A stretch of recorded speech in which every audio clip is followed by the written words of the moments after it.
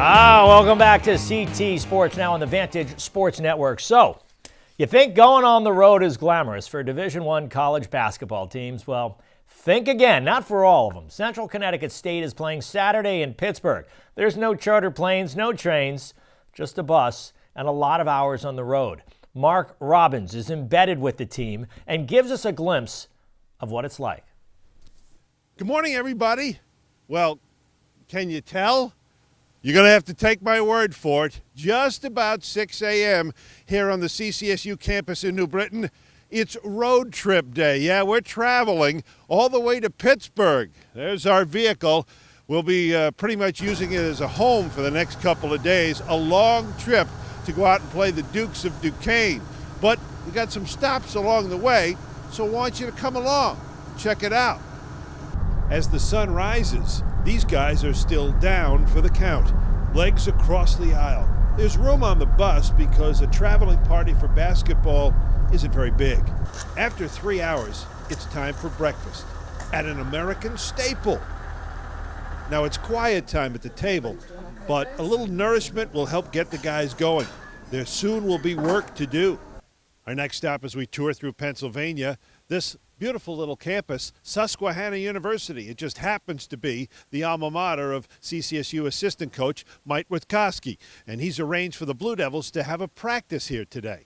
And he's decided to take a little trip down memory lane, although things have changed a little bit. If I walk around campus, will people know you?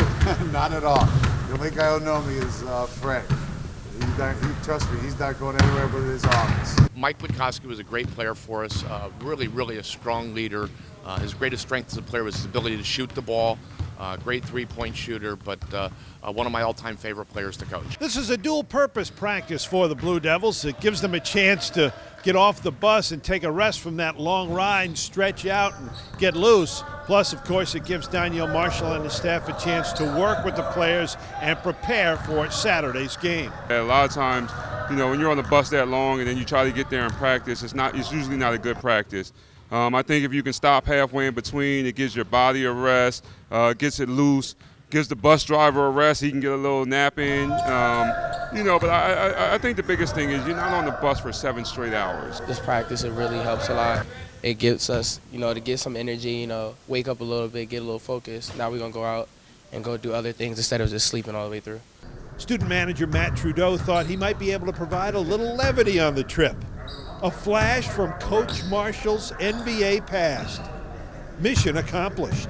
I love the fact that they know that they can mess with me because they know I'm going to mess with them back. Oh, definitely glad. Definitely going to be wearing this all the time now. After working up an appetite at practice, it's a lunch stop at Moe's. The quick meal will be eaten on the bus, the last thing we do before finally getting to Pittsburgh. Finally, indeed, we have made it all the way to Pittsburgh. 12 and a half hours after we left New Britain, we are here. This is the hotel, and now for the players, it's team meetings, dinner, and some rest. And then, of course, the game on Saturday, 2 o'clock, against Duquesne. Oh, yeah. Then we get on the bus right afterward, and it's 9 hours back to Connecticut. In Pittsburgh with the Blue Devils of Central Connecticut State, I'm Marc Robbins for CT Sports Now. Mark, get on the bus. How about Daniel Marshall? Here's a guy who played in the most glamorous league there is, right? He played in the NBA. He wasn't taking 7 or 9 hour bus trips there. And by the way, UConn probably doesn't take a whole lot of 9 hour bus trips either.